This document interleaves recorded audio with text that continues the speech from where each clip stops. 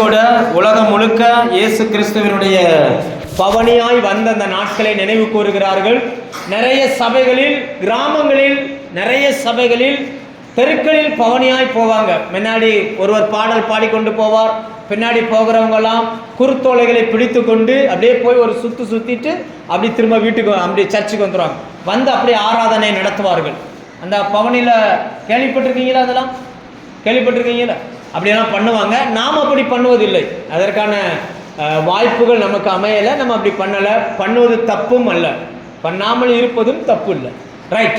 நாம் இந்த நாளிலே ஆண்டவருடைய அந்த பவனியாய் வந்த அந்த நாளில் நடந்த சில காரியங்களை வேதத்திலிருந்து கற்றுக்கொள்ள போகிறோம். ஒரு வசனத்தை எடுத்து ஒரு 9 வசனம் 15 வசனம் வாசிக்கணும். எடுங்க, ஒரு வேத பகுதி எடுங்க. இயேசு பவனியாய் வந்த அந்த வேத பகுதி மத்தேயு 21ஆம் அதிகாரம் அதில் இருக்குது. மார்க் 11ஆம் அதிகாரத்தில் இருக்கிறது. லூக்கா 19 இருக்கிறது. யோவான் 12ஆம் அதிகாரத்தில் இருக்குது. 4 பகுதிகளிலும் அவைகள் பதிவு பண்ணப்பட்டிருக்கிறது. நாம் மத்தேயு 21ஆம் அதிகாரத்தில் இருந்து மட்டும் சில காரியங்களை வாசித்து விட்டு நாம் அதிலிருந்து சில காரியங்களை நாம் கற்றுக்கொள்ள போகிறோம். வாசிக்க தெரிந்தவர்கள் சத்தத்தை உயர்த்தி ஆளுக்கு ஒரு வசனமாய் நாம் வாசிக்கலாம். வாசிங்க பாப்போம். 1ஆம் வசனத்திலிருந்து 15ஆம் வசனம் வரை. மத்தேயு 21 1லிருந்து 15 வரை. அவர்கள் எருசலேமுக்கு சமீபமாய் சேர்ந்து ஒலிவமலைக்கு அருகான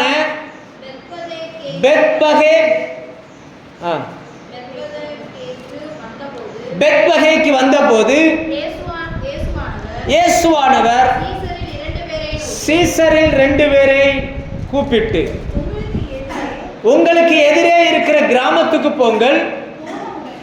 போன உடனே அங்கே ஒரு கழுதையும் ஆட்டுக்குட்டியுமா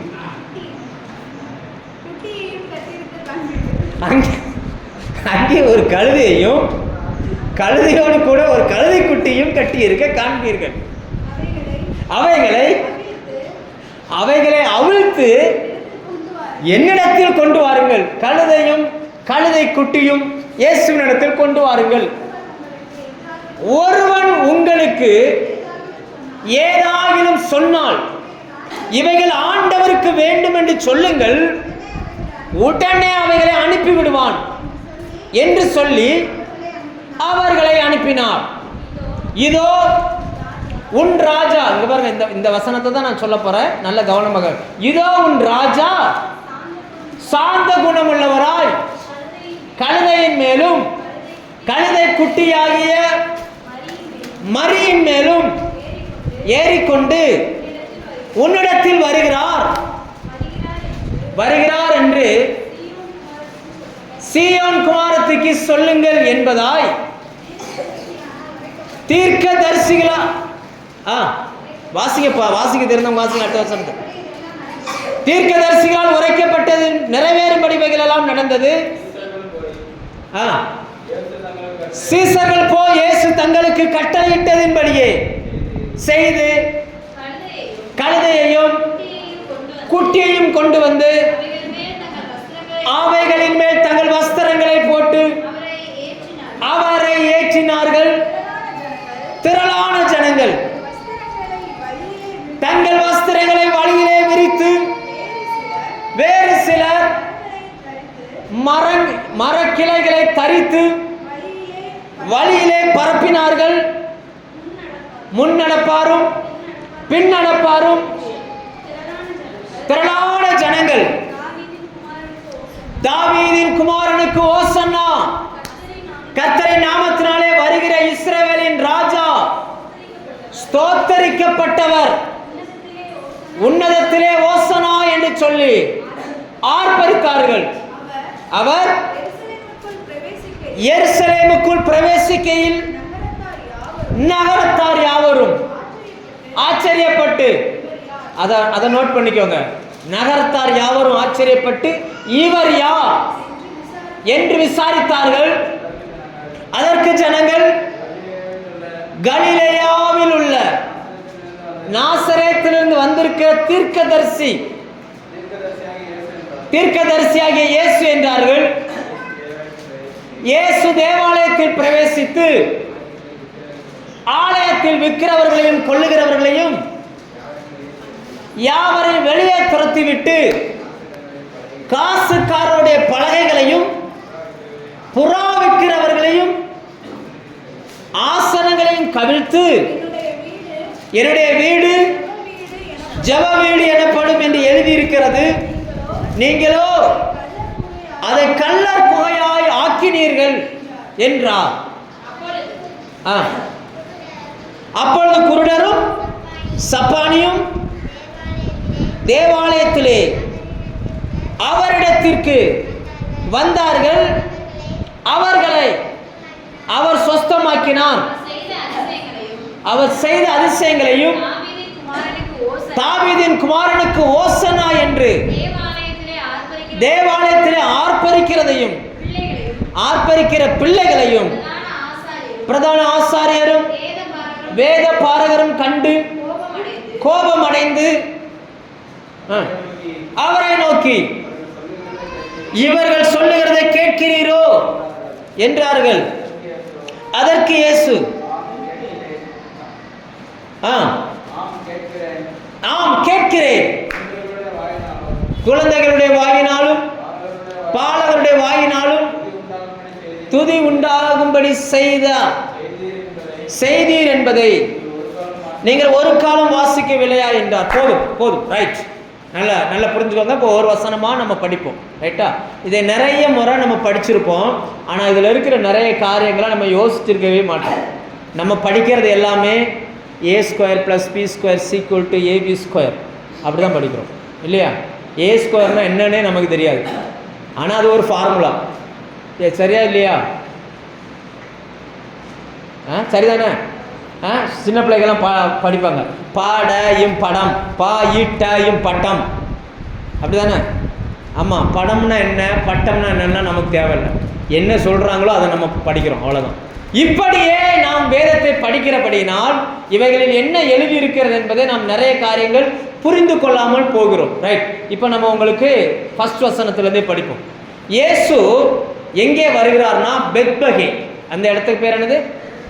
பெத்பகே. அப்படின்னா என்னன்னா, இப்போ நீங்கள் உட்காந்துருக்கிறீங்கல்ல, நீங்கள் உட்காந்துருக்கிறது ஒரு மலைன்னு வச்சுக்கணும், நீங்கள் உட்காந்துருக்கிறது ஒரு இடம் அப்படின்னு வச்சுக்கிட்டா, நான் இப்போ நீங்கள் உட்காந்துருக்கிறது தேவாலயம்னு வச்சுக்கணும். தேவாலயம் அந்த நாட்களில் மலைகளின் மேல் கட்டப்பட்டிருந்துச்சு. தேவாலய மலை, அதை என்ன சொல்லுவாங்கன்னா மோரியா மலைன்னு சொல்லுவாங்க. என்ன சொல்லுவாங்க? எங்கேயாவது கேள்விப்பட்ட மாதிரி இருக்கா? மோரியா, மோரியா ஈசாக்கை பலி செலுத்தின மலை. கரெக்டா ஈசாக்கை எந்த மலையில பலி செலுத்தினாங்களோ, ஈசாக்குக்கு பதிலாக ஆடு எங்கிருந்து வந்ததோ அந்த ஆடு இருந்த இடத்துல தான் தேவாலயத்தை கட்டினாங்க. அந்த மோரியா மலை நீங்க இருக்கிற இடம், ரைட்டா? அந்த மலையில இருந்து அப்படியே ஒரு பள்ளத்தாக்கு மாதிரி மெதுவா இறங்கும். இறங்கி வந்த அந்த பள்ளத்தாக்க பைபிள் என்ன சொல்லும் அப்படின்னா கீதரோன் பள்ளத்தாக்குன்னு சொல்லும். என்னது? கீதரோன் பள்ளத்தாக்கு, இல்லைன்னா யோசபாத்தின் பள்ளத்தாக்குன்னு சொல்லும், ரைட்டா? இதெல்லாம் யோசிச்சு நல்லா புரிஞ்சு வச்சுக்கோங்க. ஏன்னா பைபிளில் நிறைய இடங்களில் இது வரும், கீதரோன் பள்ளத்தாக்கில், யோசபாத்தின் பள்ளத்தாக்கில் அப்படின்னு வரும். அந்த கீதரோன் பள்ளத்தாக்க பழைய ஏற்பாட்டில் எப்படி சொல்லுவாங்கன்னா கீஹோன் அப்படிம்பாங்க. என்ன சொல்லுவாங்க? கீஹோன் அப்படின்ற ஒரு ஊற்று, அந்த இடம் கீஹோன் பள்ளத்தாக்கு அப்படின்னு சொல்லுவாங்க. அப்படியே பள்ளத்தாக்கு மாதிரி இறங்கி அடுத்து ஒரு மலை ஏறும். அந்த மலை ஏற அந்த மலை பேர் ஒலிவ மலை. அந்த மலைக்கு பேர் என்னது? சொல்லுங்க, அந்த மலைக்கு பேர் என்னது? ஒலிவ மலை. அந்த ஒலிவ மலைக்கு போற வழியில தான் ஒரு பக்கத்துல இயேசு ஜெபம் பண்ணின அந்த கெத்சமனே தோட்டம். என்ன தோட்டம்?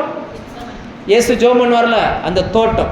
அந்த தோட்டத்துக்கு பக்கத்துல இருந்த இடத்துக்கு பேரு பெத்பகே. அந்த இடத்துக்கு பேர் என்னது? பெத்பகே. அந்த ஒலிவ மலை ஏறி அப்படி இறங்கியாச்சுன்னா அந்த பக்கத்துல இருக்கிற ஏரியாவுக்கு பேர் வந்து எரிகோ. அந்த என்ன பேர்? எரிகோ. எல்லாம் அந்த பக்கத்தில் இருக்குது. பெத்பகே, பெத்தானியா இதெல்லாம் பக்கத்தில் இருக்குது. நல்லா கவனிங்க. நம்ம ஊர் பக்கத்தில் ஒரு பெத்தானியா இருக்குது, பார்த்துருக்கீங்களா? சொல்லுங்க, நம்ம ஊரில் ஒரு பெத்தானியா இருக்குது, பார்த்துருக்கீங்களான்னு? பெத்தானியா பார்த்தது இல்லையா? பெத்தானியா இருக்கலானே. ஏன் நம்ம இந்த வழியே இப்படி போய் பானாங்குளத்துக்கு போகிற வழியில் பெத்தானியான்னு ஒரு இடம் இருக்குது. ஒரு பஸ்ஸே பெத்தானியான்னு பேரில் விட்டுருக்கான். பெத்தானியா, அந்த பெத்தானியா இல்லை. ஏன்னா நான் ஒரு முறை பிரசங்கம் பண்ணிக்கிட்டு இருந்தேன், நாசரேத்துக்கு இயேசு வந்தார், அந்த மலைக்கு வந்தார்னு கீழே இருந்து ஒரு பாட்டி சொல்றாங்கன்னா, ஐயா நாசரேத்துல மலையே கிடையாது ஐயா அப்படின்னுச்சு. இந்த பாட்டி என்ன நினைச்சுக்கிடுச்சுன்னா தூத்துக்குடி போறவல்ல இருக்கிற நாசரேத்தை நினைச்சுக்கிட்டு இருக்குது. ஆனா பைபிள் எழுதியிருக்கிற நாசரேத்து மலைகள் மேல் கட்டப்பட்ட நகரம், மலைக்கு மேலதான் அது இருக்கும். நம்ம ஊரே போல இல்லை, நம்ம கொடைக்கானல் போறோம்ல, அந்த போற வழியில பார்த்துருக்கீங்களா, மலை ஏறி இறங்குது, ஒவ்வொரு மலையிலும் ஒவ்வொரு ஊர் இருக்கிற போலதான் அந்த ஊர் இருக்கும். சுமார் என்ன சொல்றாங்கன்னா கிட்டத்தட்ட ஒரு 70 மலைகளுக்கு மேலே இருக்குன்றாங்க. 7 மலைகள் சுத்தி இருக்குமா எருசலேமை சுற்றி. ரைட், இப்ப கவனிங்க.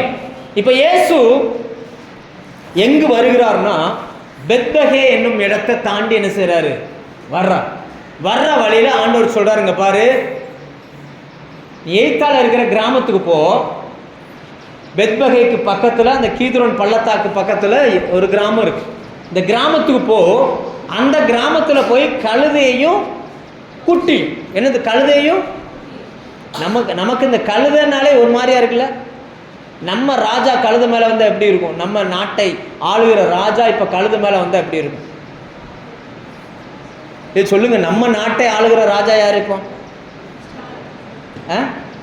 நம்ம இந்தியாவை ஆளுகிற ராஜா கழுத மேல வந்தா எப்படி இருக்கும்? நம்ம ஊர்ல சொல்லுவாங்க, கழுத மேல ஏத்தி கரும்புள்ளி செம்புள்ளி குத்தி அப்படி சொல்லுவாங்கல்ல. இது சந்தோஷத்துல சொல்லுவாங்களா, ஒரு ஆள் அவமானப்படுத்த சொல்லுவாங்களா? நமக்கு அது மண்டையிலே ஏறினதுனால இயேசு ராஜாவா கழுத மேலே ஏறி வந்தார்னு நமக்கு அவரை ராஜாவாக என்ன செய்ய மாட்டேங்குது. அது எப்படி கழுத மேலே போய் ஏறி வருவாங்க இல்லையா?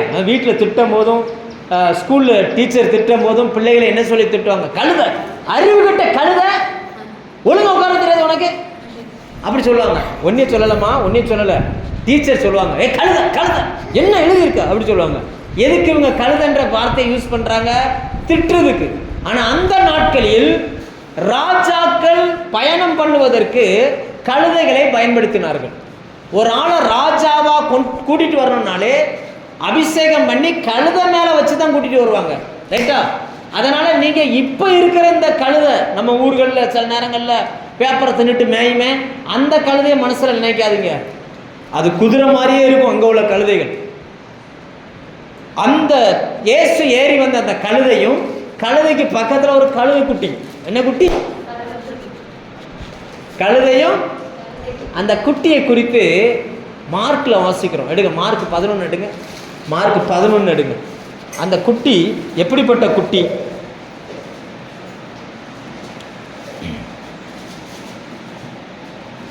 மார்க் 11ஆம் அதிகாரம் எடுத்தீங்கன்னா அதுல ஒருவரும் ஒரு காலமும் ஏறியிராத கழுதைக்குட்டி. 2வது வசனம் வாசிங்க. எதிராக இருக்கிற கிராமத்துக்கு போங்கள், அதில் பிரவேசித்த உடனே மனுஷர் ஒருவரும். ஏன் ஆண்டவர் இப்படி எழுதுறார்? ஒருவரும் ஒரு காலம். நம்ம இங்க கொடைக்கானலுக்கு டூருக்கு வந்தீங்கல்ல, கொடைக்கானலுக்கு வரும் பொழுது குதிரையை வச்சுக்கிட்டு ஒரு ஆள் வந்துகிட்டே இருந்தார். குதிரை சவாரி வேணுமா, குதிரை சவாரி வேணுமான்னு கேட்டார். குதிரை மேலே ஏறி சவாரி போகிறதுக்கு 50 ரூபா வாங்கினாங்க. எவ்வளோ வாங்கினாங்க? 50 ரூபா கொடுத்தீங்கன்னா உங்களை குதிரை மேலே ஏற்றுவாங்க. அந்த குதிரை அப்படியே போகும், இவரும் கூடவே நினைச்சுவார் வருவார். நீங்கள் குதிரையில் போன மாதிரி ஒரு ஃபீல் ஆயிரும் உங்களுக்கு. இப்படி குதிரைகளை வளர்ப்பாங்க, குதிரைகளை வளர்த்து மனுஷன் ஏறதுக்கு ட்ரைனிங் கொடுப்பாங்க. அப்படி தான் அந்த நாட்களில் இப்போ இருக்கிற மாதிரி ரோடு கிடையாது. அப்போ நிறைய பேர் வயசானவங்க வருவாங்க, பணக்காரங்க வருவாங்க. இவங்கெல்லாம் இந்த மலையில் ஏறி இறங்கணும்ல, ஏறி இறங்க கஷ்டப்படுறவங்க என்ன பண்ணுவாங்கன்னா, அப்போ இன்னைக்கு இருக்கிற வாகனங்கள் இருக்குல்ல, ஆட்டோ, ரிக்ஷா, கார் மாதிரி, அந்த நாட்களில் குதிரைகளையும் கழுதைகளையும் பயன்படுத்தினார்கள். அதில் கழுதை வந்து லக்ஸுரி கார் மாதிரி, லக்ஸுரி கார்னு என்ன சொல்லுவாங்க, விலை உயர்ந்த காரு போல, விலை உயர்ந்த காரு போல பயன்படுத்துவாங்க. அது வாடகைக்கு வாங்குறது போல. அன்னைக்கு வந்தவங்களுக்கு அந்த குதிரையெல்லாம் என்ன செய்வாங்க, வாடகைக்கு கொடுப்பாங்க, கழுதையெல்லாம் வாடகைக்கு கொடுப்பாங்க. அப்படி வாடகைக்கு கொடுக்குற அந்த கழுதைகள், பெண் கழுதை ஒரு குட்டி போட்டு அந்த குட்டியை பழக்கப்படுத்துவாங்க. ஆள் உட்கார வச்சு மேலே ஏற்றி இறக்கி அந்த நடத்துகிற அந்த ஆளுக்கு பழக்கப்படுத்துவாங்க. ஆனால் இந்த குட்டி பழக்கப்படுத்தவே இல்லை. அப்படிப்பட்ட ஒரு கழுதை குட்டி இருந்திருக்குது. அப்போனா சின்ன குட்டி. இப்போ அந்த கழுதை குட்டியை பிடிச்சிட்டு வந்துட்டாங்க. எதுக்கா அந்த கழுதை குட்டி? யாருக்கா? சொல்லுங்க யாருக்கு? சொல்லுங்க யாருக்கு? கழுதைகள் மட்டுமல்ல, கழுதை குட்டிகளும் தேவைப்படுகிறது. என்ன சொல்லுங்க, பக்கத்தில் பார்த்து சொல்லுங்க. கழுதைகள் மட்டுமல்ல, கழுதை குட்டிகளும் தேவைப்படுகிறது. நல்ல ட்ரைனிங் பெற்றவங்க மட்டும் இல்லை, ட்ரைனிங்கே இல்லாதவங்களும் ஆண்டவருக்கு தேவை. ரைட்டா? மனிதர்களை சுமக்கிற ட்ரைனிங் பெற்றவங்களும் இருக்காங்க, ட்ரைனிங்கே இல்லாததும் இருக்குது. சரி, நான் இதுலேருந்து உங்களுக்கு ஒரு 5 பாயிண்ட் சொல்ல போகிறேன். ஃபர்ஸ்ட், ஏன் அவர்கள் தாவீதின் குமாரனுக்கு ஓசனா என்றார்கள்? எதுக்காக அவங்க அப்படி சொன்னாங்க? தாவீதின் குமாரனுக்கு ஓசனா என்று ஏன் சொன்னார்கள்? எடுங்க 1 ராஜாக்கள் 1ஆம் அதிகாரம். 1 ராஜாக்கள் 1ஆம் அதிகாரம் 32லிருந்து 35 வரைக்கும் வாசிச்சா, இப்ப தாவீதுக்கு வயசாயிருச்சு, படுத்த படுக்கையில் இருக்கிறார். தாவீதுக்கு அப்புறம் யாரை ராஜாவா ஏற்படுத்தணும்னு சொல்லி அம்னோன், தாவீதின் குமாரனான அம்னோன், அவன் வேறு ஒருவனை ராஜா, அவன் தன்னைத்தானே ராஜாவாய் மாற்றிக்கொள்வதற்காக 32 வாசிங்க. நல்ல கவனிங்க. தாவீது ராஜா ஆசாரியனாகிய சாதோக்கையும் தீர்க்கதரிசியாகிய நாத்தானையும் யோப்தாவின் குமாரனாகிய பெனேயாவையும் என்னிடத்தில் வரவழையுங்கள். அவர்கள் ராஜாவுக்கு முன்பாக பிரவேசித்தார்கள். ராஜா அவர்களை நோக்கி, நீங்கள் உங்கள் ஆண்டவருடைய சேவகரை கூட்டிக் கொண்டு என் குமாரனாகிய சாலமோனை, எந்த கழுதை? ராஜாக்கள் பயணம் பண்ணுகிற கழுதை. இந்த மாதிரி கழுதையில தான் இயேசு வந்தார். என் குமாரனாகிய சாலமோனை கழுதையின் மேல் ஏற்றிக்கொண்டு எங்க போனோம்? கீகோன் எங்க இருக்குன்னு சொன்னேன், நான் முதல்ல சொன்னேன்ல. தேவாலயம் இருக்கிற அந்ததுக்கு கீழே இறக்கத்தில், அந்த பள்ளத்தாக்கில், அதுவும் அந்த ஒலிவ மலைக்கும் சென்டர் பகுதியில் இருக்கு. இவங்க நேர அந்த கீகோனுக்கு போகிறார்கள். அங்கே ஆசாரனாகிய சாதோக்கு, தீர்க்கதரிசியாகிய நாத்தான், ரைட், இப்ப ராஜாவாய் அபிஷேகம் பண்ணுகிறார்கள். 35 வசனம் வாசிங்க. அதன் பின் நகர்வலம் வந்து என் சிங்காசனத்தில் வீற்றிருக்கும்படி கூட்டிக் கொண்டு வாருங்கள். அவனே என் ஸ்தானத்தில் ராஜாவாய் இருப்பான். அவன் இஸ்ரவேலின் மேலும் யூதாவின் மேலும் தலைவனாய் இருக்கும்படி. 40 வசனம் வாசிங்க. 40 வசனம். பிற்பாடு ஜனங்கள் எல்லாரும் இப்போ அவரை ராஜாவை அபிஷேகம் பண்ணிட்டாங்க, சாலமோனை. இப்ப சாலமோன் கழுதையின் மேல் உட்கார்ந்து இருக்கிறார். அவருக்கு முன்னாடியும் ஜனங்கள் போகிறார்கள், பின்னாடியும் ஜனங்கள் போகிறார்கள். ஜனங்கள் எல்லாரும் சாலமோன் முன்னாடி போக, சாலமோனுக்கு பின்னாடி ஜனங்கள் வந்து என்ன சொல்றாங்க பாருங்க. ஜனங்கள் எக்கால நாகசுரங்களை ஊதி, பூமி அவர்கள் சத்தத்தினால் அதிர்ந்தது. அதிரத்தக்கதாக மகா பூரிப்பாய் சந்தோஷித்தார்கள். அதுக்கு முந்தின வசனம் 40க்கு முந்தின வசனம். சாதோக்கும் எடுத்துக்கொண்டு போய் சாலமோனை அபிஷேகம் பண்ணி எக்காலம் ஊதி ஜனங்கள் எல்லாரும் ராஜாவாகிய சாலமோன். அப்படின்னா என்ன அர்த்தம்னா, எந்த இடத்துல தாவீது தன்னுடைய மகனாகிய சாலமோன் அபிஷேகம் பண்ணி சாலமோன் வரும் பொழுது ஜனங்கள் ராஜா வருகிறார் ராஜா வருகிறார் ஆர்ப்பரித்தார்களோ, அதே இடத்துல இயேசு கழுதையின் மேல் ஏற்றப்பட்டார். அதே போல இயேசுவை என்ன சொன்னாங்கன்னா, தாவீதின் குமாரன் அப்படின்னாங்க. இயேசு என்ன சொன்னாங்க? தாவீதின் குமாரன். அவர்கள் எதிர்பார்த்தது என்னன்னா, எங்களுக்கு ஒரு ராஜா வரணும்னு எதிர்பார்த்தாங்க. அதனால அதே இடத்துல இயேசு ஏறின உடனே அவர் என்ன சொல்லிட்டாங்க? தாவீதின் குமாரனேன்னு சொல்லி அவங்க ஆர்ப்பரிக்க ஆரம்பிச்சாங்க. சரி, இப்ப அடுத்ததா ஒரு கேள்வி. கழுதை மட்டுமா? இயேசு வந்தது கழுதையில் மட்டுமா, கழுதை குட்டியிலும் சேர்த்தா? சொல்லுங்க, கழுதையில் மட்டுமா, கழுதை குட்டியிலும் சேர்த்தா? பைபிள் என்ன சொல்லுது?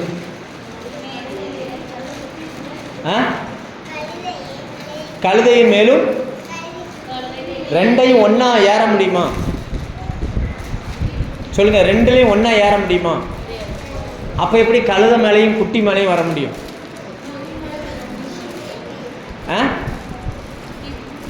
மத்தேயு ஒருவர் மட்டும்தான் கழுதையின் மேலும் கழுத குட்டின்னு பதிவு பண்ணுகிறார். நீங்க அதுக்கப்புறம் மார்க்ல வாசிச்சாலோ, லூக்கால வாசிச்சாலோ, யோவான்ல வாசிச்சாலோ எல்லாரும் எப்படி பதிவு பண்ணியிருப்பாங்கன்னா கழுதை குட்டியின் மேல் அவர் வந்தார்னு பதிவு பண்ணியிருப்பாங்க. ஆனா அந்த குட்டி ஒருவரும் ஒரு காலும் ஏறிடாத கழுதை குட்டி. இப்படி யோசிச்சு பாருங்க, லட்சக்கணக்கான மக்கள் வருகிறார்கள். அப்போ அன்னைக்கு வாகனமாய் இந்த கழுதை குட்டி யூஸ் பண்ணப்பட்டது. இந்த கழுதை குட்டி புதுசா அப்பதான் இன்னும் ட்ரெயினே போய் ஆகலை. இந்த வண்டி ஓட்ட தெரியாதவன் கூட்டத்தில் வண்டி ஓட்டினா எப்படி ஓட்டான் தெரியுமா? வண்டி ஓட்ட தெரியாதவன் கூட்டத்தில் வண்டி ஓட்டினா எப்படி ஓட்டுவான்? ஏன்னா அவனுக்கு பிரேக்கு, பெல்லு, கியர் சரியா மாற்ற தெரியாது. அந்த கூட்டத்துக்குள்ள போகும்போது இவனால என்ன செய்ய முடியாது.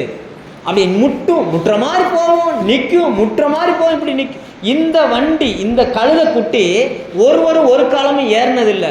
இப்போ என்ன பண்ணாங்கன்னா வந்து தங்களுடைய வஸ்திரத்தை விரித்து அந்த கழுதைக்கு மேலே போட்டாங்க, கழுதை குட்டி மேலேயும் போட்டாங்க. இயேசுவை தூக்கி அந்த கழுதை குட்டி மேலே உட்கார வச்சிட்டாங்க. இப்படி உட்காந்தா அந்த கழுதை குட்டி என்ன செய்யுது? துள்ளுது, அங்க ஓடுது, இங்க ஓடுது. அந்த கூட்டம் லட்சக்கணக்கான பேர் போறாங்க. அப்படி அந்த கூட்டமே அலமோதுது.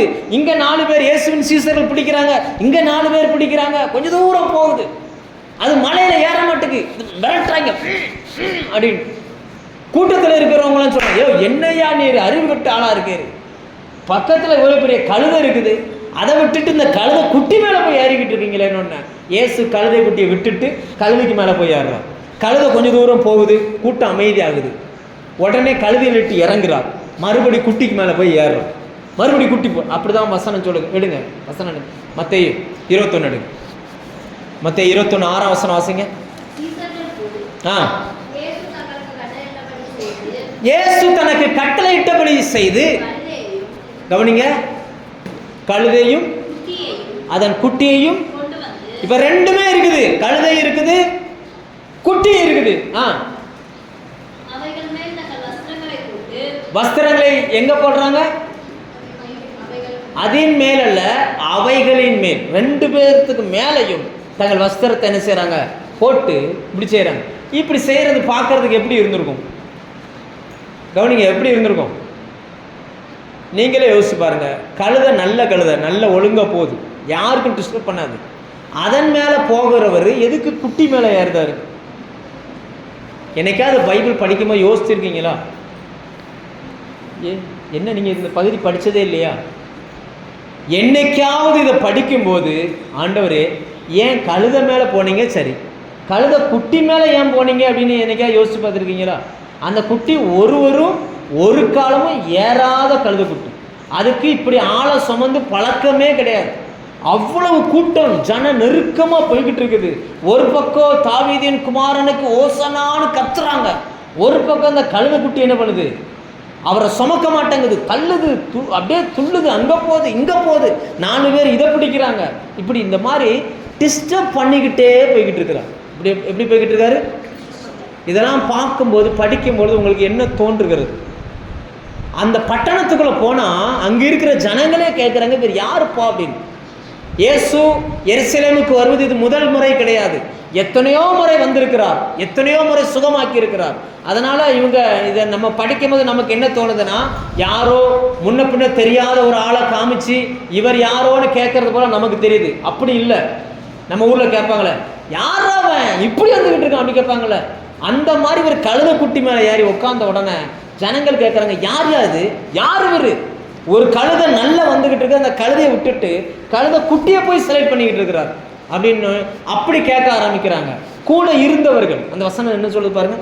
இவர் யார் என்று கேட்டார்கள். இயேசுவின் சீசர்கள் அல்ல. யார் சொன்னது? பதில் சொன்னது யாரு? எருசலேமுக்கு ஜனங்கள், சீசர்கள் சொல்லல. சீசர்கள் அந்த கழுதையை பிடிக்கிறதே குறியா இருக்கிறாங்க. ஜனங்கள் சொல்லுகிறார்கள், இவர்தான் கலிலேயாவிலிருந்து வந்திருக்கிற தீர்க்கதரிசியாகிய இயேசு என்றார்கள். லேலூயா. நான் உங்களுக்கு ஒரு விஷயத்தை சொல்றதுக்காக இந்த சம்பவத்தை திரும்ப நான் சொல்லிக்கிட்டு இருக்கேன். முடிச்சுட்டு உள்ள போறார், ஆலயத்துக்குள்ள போறார். ஆலயத்துக்குள்ள போனா ஆலயத்துக்குள்ள இருக்கக்கூடிய எல்லாத்தையும் கவுத்து போடுறார். எல்லாத்தையும் என்ன செய்யறாரு? வெளியில துரத்துறார். காசுக்காரர்களுடைய பழையகளை கவுக்குறார். கோழியெல்லாம் கட்டி வச்சிருக்கிறாங்க, ஆடெல்லாம் கட்டி வச்சிருக்கிறாங்க, மாடெல்லாம் கட்டி எல்லாத்தையும் அவுத்து அவுத்து அவுத்து அவுத்து விட்டுருக்கார். மாடை அவுத்து விட்டா மாட்டுக்கு வெளியில போக தெரியுமா, உள்ள போக தெரியுமா? கோழிக்கு வெளியில போக தெரியுமா, உள்ள போக தெரியுமா? சில நேரங்களில் ஆடு மாடெல்லாம் அவுத்து விட்டு பாருங்க, எங்க திறந்து கிடக்கு அங்க ஓடிடும். அது அந்த எருசலேம் தேவாலயம் அந்த காம்பவுண்டு கட்டியிருப்பாங்க, ஒரு வழியை தான் உள்ள வர முடியும். அந்த வழிக்கு வெளியில லட்சக்கணக்கான பேர் இருந்ததுனால பிச்சை எடுப்பதற்கு ஆட்கள் உட்கார்ந்துருக்கிறாங்க. உள்ளுக்குள்ள வந்தா உள்ள வந்து அவருடைய வலது பக்கத்துல ஆடு மாடுகள் இருக்குது. அந்த புறா விற்கிறவங்க அங்க இருக்கிறாங்க, காசுக்காரர்கள், அந்த பணத்தை சேஞ்ச் பண்ணக்கூடியவங்க. இப்ப இன்னைக்கு வெளிநாட்டுக்கு போனீங்கன்னா கவனிங்க, வெளிநாட்டுக்கு போனீங்கன்னா நம்ம இந்திய பணம் போய் வெளிநாட்டை செல்லாது. இந்திய பணத்தை கொண்டுட்டு போய் என்ன செய்ய முடியாது. என்ன கவனிக்கிறீங்களா இல்லையா? இப்போ இங்கேருந்து இந்திய பணம் எடுத்துகிட்டு போனீங்கன்னா இந்த பணம் வெளிநாட்டில் செல்லாது. இப்போ இப்படி வச்சுக்கிடும், ஒருத்தர் அமெரிக்காவிலேருந்து வாரார், அமெரிக்காவில் டாலரை யூஸ் பண்ணுறாங்க. அந்த பணத்துக்கு பேர் என்னது? அவர் ஒரு டாலர் கெட்டாக வச்சுருக்கார். இங்கே வந்து நம்ம காசிகா கடையில் ஒரு டாலரை கொடுத்து எனக்கு ஒரு 2 டீ கொடுங்க அப்படின்றார். அந்த டாலரை வாங்குவாங்களா? அந்த டாலருக்கு என்ன மதிப்புன்னே நமக்கு தெரியாது. இங்கே செல்லணும்னா இந்த நாட்டு பணம் வேணும். இங்கே வேணும்னு என்ன வேணும்? அப்படி அந்த பஸ்கா பண்டிகையில் உலகம் முழுக்க ஆட்கள் வந்தாங்க. ஒவ்வொரு நாட்டிலும் ஒவ்வொரு பணம் உபயோகிச்சாங்க.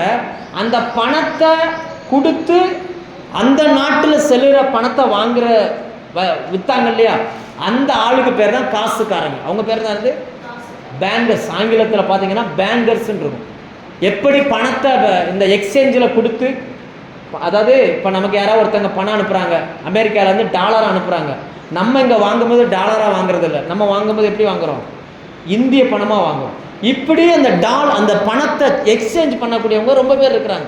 ஏசு போய் என்ன பண்ணிட்டாரு, அந்த பணத்தை அள்ளி, இன்னைக்கு இருக்கிற மாதிரி பேப்பர் கிடையாதுல்ல, சில்ட்ர காயின்ஸ் தானே, அப்படி தூக்கி அப்படி கவுத்தி விட்டாரு பாருங்க. அடுத்த வசனம் சொல்லுகிறது, சப்பானிகள் அப்பொழுது குருடரும் சப்பானிகளும் தேவாலயத்துக்குள்ள அந்த நாட்களில் எல்லாரும் போக முடியாது. குருடர்கள் சப்பானிகள் எல்லாம் தேவாலயத்துக்கு போக முடியாது. எல்லாருமே தேவாலயத்துக்கு வெளியில. நீங்க அப்போஸ்தலர் 3ஆம் அதிகாரத்தில் ஒரு சம்பவத்தை வாசிக்கிறோம். பேதுருவும் யோவானும் தேவாலயத்துக்கு போகிற வழியில வாசல் படியில உட்காந்து ஒருத்தன் என்ன செஞ்சுக்கிட்டு இருக்கிறான்? பிச்சை கேட்கிறான். உள்ள போகல, வெளியில உட்கார்ந்து இருக்கிறான். ஏன்னா நாள்தோறும் அந்த வாசப்படியில் உட்காந்து அவன் என்ன செய்வானா? பிச்சை எடுப்பான். நமக்கு புரியுற மாதிரி சொன்னா, ஒரு ஸ்தோத்திர கூட்டம் வைக்கிறாங்கன்னு வச்சுக்கோங்களேன், அன்னைக்கு நிறைய தர்மக்காரங்க வந்து வாசப்படியில் உட்காந்துருப்பாங்க. ஆலயத்தின் வாசப்படியில் யாராவது பிச்சை போட மாட்டாங்களான்னு நினைச்சுவாங்க, உட்காந்துருப்பாங்க. இப்படிதான் அந்த நாட்கள்ல ரொம்ப தர்மக்காரங்க உட்காந்துருந்தாங்க. ஏசு அப்படியே வந்தாரு, உள்ள போய் அந்த காசெல்லாம் அள்ளி அப்படி பிரட்டி விட்டாரு பாருங்க. உள்ள வெளியில இருந்தவங்களாம் இப்ப எங்க வந்துட்டான்? சர்ச்சுக்குள்ள வந்துட்டான், உள்ள வந்துட்டான். உள்ள வந்து அப்படி காசை எடுக்க போனா இவர் காசு எடுக்க விடல, எல்லாவனையும் கூப்பிடுறாருங்க, வா வா, உனக்கு என்ன கண்ணு தெரியல, ஏசு நாமத்துல போ. உனக்கு காது கேட்கல, ஏசு நாமத்துல குணமாகும். உனக்கு சப்பானியா இருக்கியா, போ, ஏசு சப்பானியா. நான் சொல்றது எத்தனை பேருக்கு புரியுது? இவன் என்னன்னா காசை கீழே கொட்டுறாரு, காசு எடுக்க வந்தவங்களை எடுக்க விட மாட்டுறாரு, குணமாக்கி அனுப்பி விட்டுருதாரு, ஆடு மாடெல்லாம் அவுத்து விட்டுருதாரு. இதெல்லாம் எதை காட்டுகிறது அப்படின்னா, என்ன நடக்குன்னா, சம்பந்தம் இல்லாம ஒரு காரியத்தை இயேசு செய்கிறார். இது படிக்கும்போது உங்களுக்கு என்ன புரியுது? நான் சொல்ற புரியுதா? சம்பந்தம் இல்லாம ஒரு காரியத்தை செய்கிறார். ஏன் அப்படின்னா, மரிக்க வேண்டும் என்று இயேசு தீர்மானித்தார். அன்னைக்கு இருக்கிற ஜனங்கள் யாரையுமே அவரை கொல்லணும்னு தீர்மானிக்கல. ஒரு சில வசனங்களை வாசிப்போம். லூக்கா 19ஆம் அதிகாரம்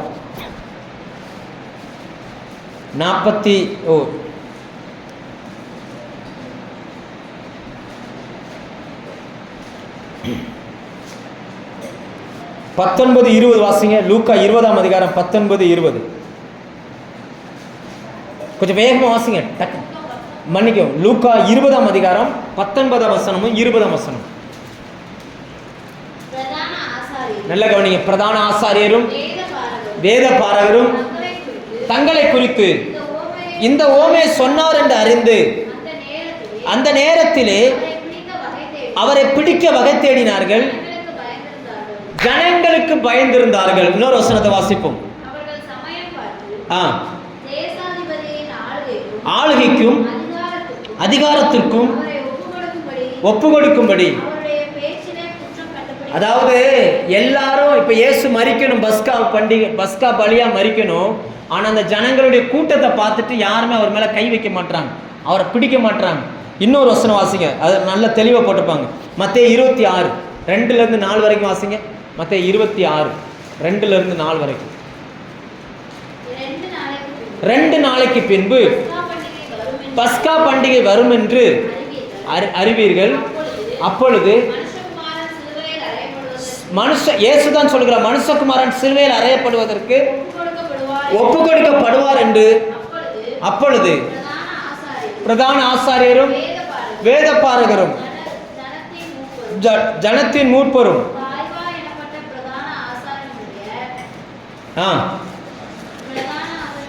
அந்த வசனம் இல்லையோ, தந்திரமாய் பிடித்து கொலை செய்யும்படி ஆலோசனை பண்ணினார்கள். ஆகிலும் நல்ல கவனிங்க, ஜனங்களுக்குள்ளே கலகம் உண்டாகாத படிக்கு பஸ்கா பண்டிகையில் அவரை சிலுவையில் அறைய வேண்டான்னு எல்லாரும் நினைக்கிறாங்க. ஆனா இயேசுவோ நமக்காய் பஸ்கா பலியாய் மரிக்கணும்னு அவர் வந்தார். லேலுயா, நான் உங்களுக்கு சொல்லுகிற கருத்து என்னவென்றால், இயேசுதான் மரிக்கணும்னு தீர்மானிக்கிறார். இயேசுவை கொல்வதற்கு அவர்கள் யாரும் தயாராக இல்லை. அவங்க எல்லாருமே கொல்லணும்னு நினைக்கிறாங்க. ஆனா அன்னைக்கு கொல்ல வேண்டாம், இன்னொரு நாள் கொல்லுவோன்னு அவங்க நினைக்கிறாங்க. அப்ப இயேசு என்ன பண்றாருன்னா, இல்ல நான் மரிச்சா அன்னைக்கு தான் மரிக்கணும்னு சொல்லி சம்பந்தம் இல்லாமல் நடந்து கொள்கிறார். எப்படி இது எதை காட்டுகிறதுனா, சில நேரங்களில் பாருங்க, யாராவது ஒரு பையனும் ஒரு பொண்ணும் லவ் பண்றாங்கன்னு வச்சுக்கோங்களேன். அந்த பொண்ணு அவனை விட்டுட்டு போதுனோடனே இவன் பிளேட் எடுத்து கையை வெட்டிக்கிடும். இப்படி பார்த்துருக்கீங்களா? கையை வெட்டிக்கிடுவான். பத்தாவதுக்கு சிலவன் மருந்து குடிச்சிருவான். இப்படி குடிக்கிறவனை பார்க்கும்போது உங்களுக்கு என்ன தோணும்? சொல்லுங்க, உங்களுக்கு என்ன தோணும்னு. இவன் லூஸ் ஆனாமன் கேட்போமா கேட்க மாட்டோமா? ஆனால் அவனுடைய மனநிலை எப்படி இருக்கும் தெரியுமா? நான் உங்களுக்கு சொல்லுகிறது என்னவென்றால், இயேசுவோடு கூட எல்லாரும் போனார்கள், எல்லாரும் சந்தோஷமா தான் இருந்தாங்க. ஆனால் இயேசுனுடைய இருதயம் அதில் என்ன செய்யலை? சந்தோஷமாவே இருக்கல. ஏன்னா அவர் இன்னும் 4 நாளைக்கு அப்புறம் சிலுவைக்கு போக போறார். அவருக்கு தெரியும், நான் இந்த பூமியில் வந்த என்னுடைய வேலையை நான் முடிக்க போறேன். ஆனா இந்த ஜனங்கள் அதை யாரையுமே என்ன செய்யல, அதை பத்தி புரிஞ்சுக்கிடவே இல்லை. அவங்கெல்லாம் சந்தோஷப்படுறாங்க. எல்லாருக்கும் ஏதோ ஒன்றை எதிர்பார்க்கிறார்கள். இயேசுவை ராஜாவா எதிர்பார்க்கிறார்கள். இயேசுகிட்ட இருந்து ஏதாவது வாங்கணும்னு எதிர்பார்க்கிறாங்க. எல்லா சந்தர்ப்பத்திலும் பேசுகிற இயேசு இந்த சந்தர்ப்பத்தில் மட்டும் ஒரு வார்த்தை கூட பேசவே இல்லை. அப்படியே மௌனமா உட்கார்ந்துருக்கிறார். மௌனமா. ஏன்னா அவருடைய இருதயம் துக்கப்படுகிறது. ஏன்னா அதனால தான் நம்ம வாசித்தோம், அந்த போன வாரமோ முந்தின வாரமோ ஒரு செய்தி எடுத்தோம். இயேசு கண்ணீர் விட்டார் நகரத்துக்கு. அந்த இப்படி தான் வருகிறார், இந்த பவனியா வருகிறார். லூக்கா 19ஆம் அதிகாரத்தில் அப்படியே பவனியா வந்து நகரத்தை பார்க்கிறார், கண்ணீர் வடிக்கிறார். ஏன் தெரியுமா? இவர் எவ்வளவு கஷ்டப்பட்டாரோ அதை அவர்கள் புரிந்து கொள்ளவே இல்லை. அத்தனை பேரும் சுயநலமா யோசிக்கிறார்கள், தங்களுக்கு ஒன்று வேணும்னு நம்புறாங்களே தவிர தான் மனம் திரும்பணும்னு கடைசி வரைக்கும் நினைச்ச மாட்டேங்கிறான், விரும்பவே இல்லை. இப்போ இந்த பகுதியை வாசித்து கொண்டிருக்கும் போது உங்களுக்கு என்ன சத்தியத்தை சொல்லணும்னு வாசித்து கொண்டிருக்கும் போது ஆண்டவர் என் இருதயத்தில் பேசின விஷயம் என்னன்னா, நம்மை சுற்றிலும் நிறைய பேர் இருக்கிறார்கள், அவர்கள் எல்லாரும் சந்தோஷமா தான் இருக்கிறாங்க. ஆனா நம்ம இருதயம் யாருக்குமே என்ன செய்யல, புரியல. உங்க இருதயத்துக்குள்ள நிறைய துக்கம் இருக்குது, நிறைய காயங்கள் இருக்குது, சொல்ல முடியாத பாரங்கள் இருக்குது. இதை சொன்னாலும் அவங்களுக்கு புரியவும் செய்யாது. ஆனா வெளியில இருக்கிற உங்களை சுத்தி இருக்கிறவங்கலாம் சந்தோஷமா இருக்கிறாங்க. அவங்க சந்தோஷத்துக்கு நீங்களும் ஒரு ஆளா இருக்கிறீங்க, அவ்வளவுதான். ஆனா உங்க இருதயம் அதுல என்ன செய்யல, சந்தோஷப்படவே இல்லை. இப்படிப்பட்ட மனநிலையில நீங்க வந்திருப்பீங்கன்னா உங்க இருதயம் ஆண்டவரை பார்த்து சொல்ல, ஆண்டவரே நான் எவ்வளவு கஷ்டப்படுறேன், என் வீட்டில் இருக்கிறவங்க அதை பற்றி கண்டுக்கிடவே மாட்டாங்களே. சிலருடைய உழைப்புகளை பற்றி அவங்க மரியாதையே கொடுக்க மாட்டாங்க. அவன் பாட்டுக்கு எப்படியோ நம்ம காரியம் நடந்தா போதுப்பா அப்படி நினைச்சு போய்கிட்டு இருக்கிறாங்க. ஆனால் இயேசுனுடைய இருதயமோ துக்கப்படுகிறது, வேதனைப்படுகிறது. ஏன் தெரியுமா? பிதாவை விட்டு பசவர் பிரியணும். இயேசு இந்த பூமியில் வந்து நமக்காக ஒரு பைத்தியக்காரத்தனமான காரியங்களை செய்ய ஆரம்பித்தார். எப்படி லவ் பண்ற ஒரு பொண்ணுக்காக ஒரு பையன் பைத்தியக்காரனா மாறுவானோ, எப்படி ஒரு பையனுக்காக ஒரு பொண்ணு பைத்தியக்காரத்தனமா மாறும். சிலர்லாம் பார்த்துருக்கீங்களா, அவங்க அப்பா அம்மா அவனை கஷ்டப்பட்டு பெற்று வளர்த்து ஆளாக்கி விட்டுருப்பாங்க. ஆனால் இவன் அதெல்லாம் நிறைய பேர் இருக்கிறாங்க, அந்த பொண்ணு மேலே வச்ச அந்த விருப்பத்தினால அவனே சூசைட் பண்ணிக்கிடுவான். பார்த்துருக்கீங்களா? நிறைய பேர் என்ன செஞ்சுவிடாங்க சொல்லுங்க, அவனே. அதெல்லாம் பார்க்கறதுக்கு எப்படி இருக்கும்? பைத்தியக்காரனோட அவன், இவங்க அம்மா அப்பா பாவம் இல்லை அப்படின்னு நினைப்போம்ல. ஆனால் அவருடைய அந்த மனநிலை நமக்கு புரியவே இல்லை. இங்கே இயேசுவினுடைய அந்த மனநிலையை பாருங்கள். இந்த 4 நாளில் நான் சாகணும், எந்த தெருவில் என்னைய ராஜாவாக கூட்டிகிட்டு போகிறானோ அதே தெருவில் என்னை அடித்து இழுத்துட்டு வருவான். இன்னைக்கு ராஜா வாழ்கன்னு சொல்கிறவன் தான் அன்னைக்கு இவன் என்ன செய்ய போகிறான், இவன் தான் என்னை இவ்வளவு வேலையை பண்ண போகிறான். இன்னைக்கு விரும்பப்பட தக்கவனாய் நிற்கிற என்னைய அன்னைக்கு யாருமே விரும்ப மாட்டாங்க. இவருக்கு அது நல்லா தெரியும். அதனால் இவருடைய இருதயம் என்ன செய்யவே இல்லை, சந்தோஷப்படவே இல்லை. இன்னைக்கும் குருத்தோலைகளை நாம் ஏந்தி கொள்கிறோம். இயேசு நமக்காக ராஜாவாக வந்தால் நம்ம சந்தோஷப்படுறோம். என்னைக்காவது அவருடைய இருதயம் என்னை பற்றி என்ன நினைக்க நமக்கு என்னைக்காவது யோசிச்சுருக்குறோமா? இன்றைக்கும் நம்ம நினைவு வேறா இருக்குது, அவருடைய நினைவு எப்படி இருக்குது, வேறா இருக்குது. கூட்டமாய் சந்தோஷமாய் போகிறார்கள். இயேசுனுடைய இருதயமோ எப்படி இருக்குன்னா, அந்த சந்தோஷத்தை ஏற்றுக்கொள்ளவே முடியலை. அவர் செய்யறது எல்லாமே எப்படி இருக்குன்னா ஒரு பைத்தியக்காரத்தனமாகவே இருக்குது. குணமாக்கணும்னா வெளியிலே குணமாக்கி இருக்க முடியும், அப்படியா இல்லையா? இயேசு அவங்களை குணமாக்கணும்னா சர்ச்சுக்கு வெளியிலே அவங்களை குணமாக்கி இருக்க முடியும். அப்ப செய்யல, உள்ள வந்து என்ன செய்யறாரு, அப்படி தூக்கி தட்டி விடுறாரு. உள்ள வர வர எவனையுமே அந்த காசை எடுக்க விடல, அப்படியே குணமாக்கி அனுப்புறாரு. ஜனங்கள் அன்னைக்கு இருந்த பிரதான ஆசாரியர்கள் ஒரு முடிவு எடுத்தாங்க, பஸ்காவே கொண்டாடாட்டாலும் பரவாயில்லடா, முதல்ல இவரை போட்டு தள்ளிடும் அப்படின்னு என்ன பண்ணிட்டாங்க, ஒரு முடிவு எடுத்து. இப்படி வச்சுக்கணும், நம்ம சர்ச்சில் கன்வென்ஷன் வைக்கிறோம்னு வச்சுக்கணும். இப்போ இந்த 3 நாள் தான் இருக்குது கன்வென்ஷன் வைக்க போகிறோம். நம்ம கன்வென்ஷன் வேலையில் ரொம்ப பிஸியாக இருப்போம். பார்த்துருக்கீங்களா? பந்தல் போடுறது என்ன, மேடை போடுறது என்ன, சர்ச்சு க்ளீன் பண்ணுறது என்ன. அந்த ஒரு வாரம் நம்ம ஆட்டோக்காரானே வேலைக்கே போக மாட்டார், இங்கேயே தான் இருப்பார். நம்ம பிள்ளைகள்லாம் எங்கேயுமே போக மாட்டாங்க, சர்ச்சு பிறக்க கூட்ட வைக்க எல்லாம் அடி பயங்கர பிஸியாக இருப்பாங்க.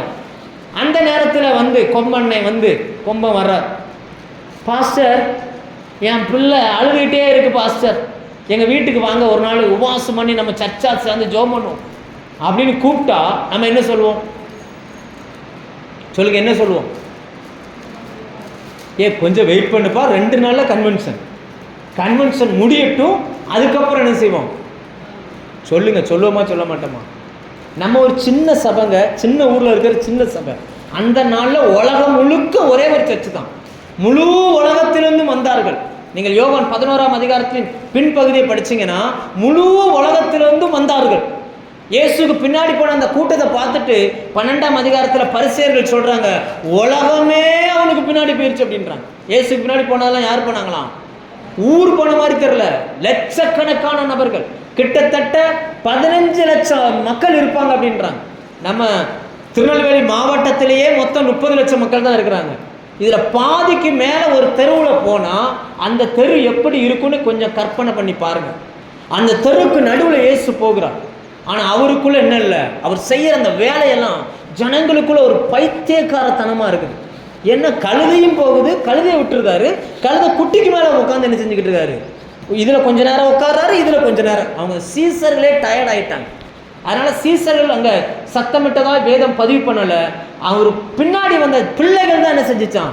ஏன்னா அந்த சின்ன பிள்ளைகளுக்கெல்லாம் ஒன்று சொல்லி கொடுத்துட்டிங்கன்னா, பார்த்துருக்கீங்களா, சின்ன பிள்ளைங்க கொஞ்சம் நக்கலை பேசுவாங்கல்ல, ரொம்ப நக்கலை பேசக்கூடிய அந்த மாதிரி பிள்ளைகள்லாம் சர்ச்சுக்குள்ளே உள்ளே புகுந்துட்டாங்க. உள்ளே புகுந்து தாவீதின் குமாரனுக்கு ஓசனா அப்படின்ட்டாங்க.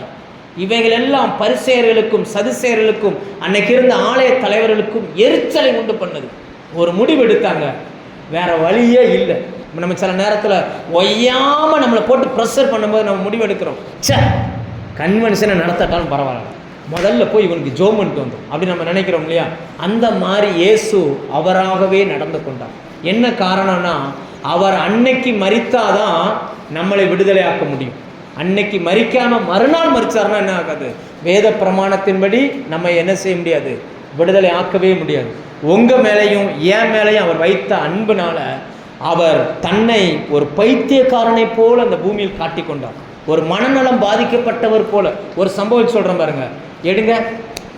மார்க் 11ஆம் அதிகாரம். ஒரு அத்தி மரத்துக்கிட்ட போய் நிற்கிறாரு. ஒரு அத்தி மரத்துக்கிட்ட போய் 12-13 வாசிங்க. 11ஆம். மறுநாளிலே அவர் பெத்தானியாவில் இருந்து புறப்பட்டு வருகையில் இயேசுவுக்கு பசி உண்டாயிற்று. அப்பொழுது இலைகள் உள்ள ஒரு அத்தி மரத்தை தூரத்திலே கண்டு அதில் ஏதாயிலும் அகப்படுமா என்று பார்க்க வந்தார். முக்கியமான வார்த்தை, அது அத்திப்பழ சீசனே கிடையாது. அது என்ன கிடையாது? இங்க பாருங்க, நான் சொல்றத அப்படி பைபிள் அப்படி வச்சுட்டு கொஞ்சம் மூளையை கொஞ்சம் யோசிங்க, கொஞ்சம் சிந்திங்க. நம்ம இந்த ஊர்ல இருக்கோம். இது மாம்பழ சீசனா? இப்போ மாம்பழ சீசனா? மாங்காய் காய்க்குது.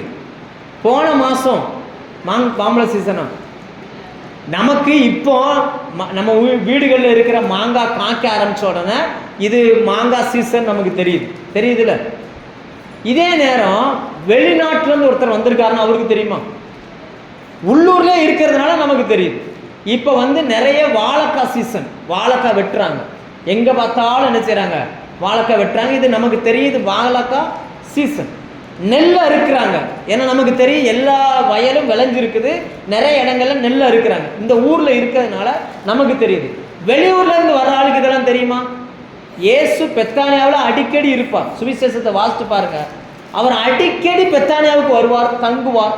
எப்ப வந்தாலும் லாசருவின் வீட்டில் தங்குவார். அவருக்கு நல்லா தெரியும் இது சீசனே கிடையாதுன்னு சொல்லி. தெரிஞ்சிருந்தும் போய் என்ன செய்யறாரு? சீசனே இல்லானாலும் மரத்தை போய் என்ன செய்யறாரு? சபிக்கிறார். இதெல்லாம் உங்களுக்கு படிக்கும் போது என்ன தோணுதுன்னா, இதுக்கெல்லாம் ஆவிக்குரிய அர்த்தம் இருக்குன்ற மாதிரி நமக்கு தோணுது. உண்மைதான். ஆனா இன்னொரு அர்த்தம் என்னன்னா, அவர் அந்த கடைசி 4 நாட்களும் கிட்டத்தட்ட அவருடைய மனநிலை வெளியில இருக்கிற எதோட என்ன செய்யல, கனெக்டிங் ஆகவே இல்லை. மனசளவுல ரொம்ப துக்கப்பட்டிருந்தார். அதாவது ஜெயில ஒருத்தனுக்கு தூக்குன்னு தீர்மானிச்சிட்டாங்கன்னு வச்சுக்கோங்க. 4 நாள்ல சாக போற ஒருத்தன் எப்படி நடந்து கொள்வான்னு சொல்லி சைக்காலஜி டாக்டர்கிட்ட போய் கேட்டு பாருங்க. ஏன்னா அவனுக்கு தெரியும் நான் சாக போறேன்னு சொல்லி. யாரை பத்தியும் கவலைப்பட மாட்டான், எதை பத்தியும் கவலைப்பட மாட்டான். எப்படி பேசுறோம், என்ன செய்யறோம், எதுவுமே தோணாது. அவருக்கு என்னெல்லாம் தோணுமோ எல்லாத்தையும் போய் செய்வார். அப்படிதான் இயேசு அங்கே நடந்து கொண்டார். ஒரே ஒரு காரணம் என்னன்னா, உங்க மேல என் மேல வச்ச அன்புனால கட்டாயமா அவர் பஸ்கா பலியா மரிக்கணும். அன்னைக்கு இருந்தவங்க அவரை பஸ்காவில் கொல்வதற்கு மனம் இல்லை. நம்ம வாசிச்சோம் இல்லையா? பஸ்கா இந்த பண்டிகை நாள் இதை செய்ய வேண்டாம்னு சொல்லி அவங்க தீர்மானிக்கிறாங்க. ஆனால் இயேசு என்னன்னா, பண்டிகை நாளில் தான் நான் இதை செஞ்சு ஆகணும் அப்படின்னு சொல்லி நம்ம மேலே வைச்ச அந்த அன்பினால் அவர் தன்னையே அப்படி மாற்றி கொண்டார். தன்னையே ஒரு நம்ம மேலே வச்ச அன்புனால தன்னை ஒரு மதி மயங்கின ஒரு நபர் எப்படி நடந்து கொள்வாரோ பாருங்க. சம்பந்தம் இல்லாத வேலைகளை செய்கிறார். தேவாலயத்துக்குள்ள போறாரு, அப்படி அதை கவுத்து விடுறாரு, இதை கவுத்தி விடுறாரு, உள்ள வாரவனை பிளஸ் பண்ணி அனுப்பி விடுறாரு. அடுத்து சம்பந்தம் இல்லாத பிரசங்கம் பண்றாரு. அடுத்து போய் சீசனே இல்லைன்னு தெரிஞ்சிருந்தும் போய் என்ன செய்யறாரு? அதுல பணத்தை எதிர்பார்க்கிறாரு. அதனாலதான் லூக்கா அதை பதிவு பண்ணுகிறார். அது பல சீசனா இராதபடினால், எப்படி போட்டிருக்கு? அத்திப்பழ காலமா இராதபடினால் அதனிடத்தில் வந்த போது அதில் இலைகளே அல்லாமல் வேறு ஒன்றையும் காணவில்லை. லேலுயா. இதுல இருந்து என்ன நம்ம புரிஞ்சுக்கிறோம் அப்படின்னா, நம்மளுடைய மனசுல இருக்கிற காயம் இயேசுவுக்கு தெரியும். லேலுயா. உங்களை சுற்றி எத்தனை பேர் இருந்தாலும் நீங்க என்ன நினைக்கிறீங்கன்றது யாருக்குமே தெரியாது. உங்க மனசுக்குள்ள இருக்கிற வேதனை என்ன யாருக்குமே தெரியாது. அவங்கெல்லாம் சந்தோஷமா இருக்கிறாங்க, அதனால நான் என்ன செய்றேன்? இருக்கிறேன். அப்படிதான் நம்ம நினைக்கிறோம். ஆனா நம்மளுடைய உள் மனசுல இருக்கிற காயத்தை நன்றாய் புரிந்த ஒருவர் இருக்கிறார். அவர் தான் ஆண்டவராகிய இயேசு கிறிஸ்து. அவர் அந்த 4 நாட்களும் மரண வேதனையில கஷ்டப்பட்டார். அவருக்கு எதுலையுமே சந்தோஷம் இல்லை. ஏன்னா சுற்றி இருக்கிற எல்லாரும் அவர் என்ன பண்ணுறாங்க, ஃபோக்கஸ் பண்ணுறாங்க, அவரை அழுத்துறாங்க, யூதருடைய ராஜான்னு சொல்கிறாங்க. ஆனால் அவருக்கோ அதை குறித்து என்ன இல்லை, ஒரு சந்தோஷம். எத்தனை பேர் இப்படி இருக்கிறீங்க? எங்கள் வீட்டில் எல்லாரும் சந்தோஷமாக இருக்காங்க, என்னை புரிஞ்சுக்கிடவே மாட்டுறாங்க, நான் என்ன பேசுகிறேன், எனக்கு என்ன என்ன வேணும்னு கூட அவங்களுக்கு தெரியலை, நான் சொன்னாலும் அதை அவர்களால் புரிந்து கொள்ள முடியாது. அப்படிப்பட்ட வேதனையோடு நீங்கள் இருப்பீங்கன்னா கர்த்தர் இந்த சம்பவத்தின் மூலம் உங்களோடு பேசுகிறார். உன்னுடைய வேதனையை நான் அறிவேன், எனக்கு தெரியும்.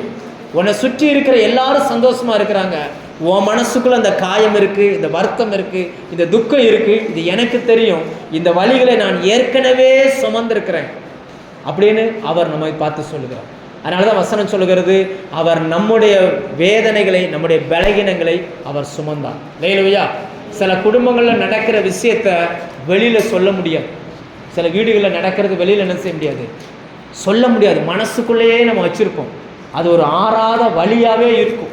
எல்லாரும் சொல்ல, உனக்கு என்னப்பா, உனக்கென்ன நல்ல புருஷன், நல்ல பிள்ளைங்க, உனக்கென்ன நல்ல பொண்டாட்டி, நல்ல பிள்ளைங்க, உனக்கென்ன எதுனாலும் ஒரு பிரச்சனை இல்லை. ஆனால் ஒவ்வொருத்தருடைய மனசில் இருக்கிற அந்த வலிகள் வெளியில யாருக்குமே தெரியாது. அப்படி வழி தெரியாமல் உள்ளுக்குள்ள வலியோடு நீங்கள் இருப்பீங்கன்னா இந்த வேத பகுதி நமக்கு சொல்லி கொடுக்கிறது, இந்த வலிகளை இயேசு அன்றைக்கே சுமந்தார். லேலூயா! அவர் நம்முடைய வேதனைகளை எல்லாம் சுமந்தார்னு எத்தனை பேர் நம்புறீங்க? நான் சொன்ன பாயிண்ட் உங்களுக்கு புரிஞ்சிச்சா? என் வலிகளை, என் வேதனைகளை அவர் அறிந்திருக்கிறார். லேலூயா! நம்முடைய பாடுகளை, நம்முடைய துக்கங்களை அவர் சுமந்தார். வேதம் சொல்லுகிறது, ஏசாயா 53:5 அவர்தாமே நம்முடைய பலகீனங்களையெல்லாம் ஏற்றுக்கொண்டு நம்முடைய துக்கங்களையெல்லாம் அவர் சுமந்தார், அவருடைய தழும்புகளினாலே நாம் சுகமடைகிறோம். லேலூயா! எத்தனை பேர் சொல்றீங்க, அன்னைக்கு குருத்தோலை ஞாயிறு என்பது ஜனங்களுக்கு சந்தோஷம், இயேசுவுக்கு அது என்ன இல்லை, இயேசுவுக்கு சந்தோஷம் இல்லை. இன்னைக்கு நம்ம வந்திருக்கிறோம், நமக்கு சந்தோஷமா இருக்கலாம், அவர் சந்தோஷப்பட்டிருக்காரான்னு கேட்டா அவர் இன்னும் என்ன செய்யல. ஏன்னா அவர் விரும்பின அந்த ரட்சிப்பு இன்னும் எல்லாருக்குள்ளேயும் போய் சேரல. இன்னும் உங்க வீட்டில் யாராவது ரட்சிக்கப்படாம இருப்பாங்கன்னா இன்னும் அவர் துக்கத்தோடு தான் இருக்கிறார். ஏன்னா எல்லா மனுஷனும் ரட்சிக்கப்படவும் சத்தியத்தை அறிகிற அறிவை அடையவும் அவர் விருப்பம் உள்ளவராக இருக்கிறார். லேலூயா! அவரை சந்தோஷப்படுத்தணும்னு நீங்க விரும்பினீங்கன்னா ரட்சிக்கப்படாதவங்களுக்கு சுவிசேஷத்தை அறிவிங்க, சத்தியத்தை சொல்லுங்க, அதுதான் அவருக்கு சந்தோஷம். லேலூயா!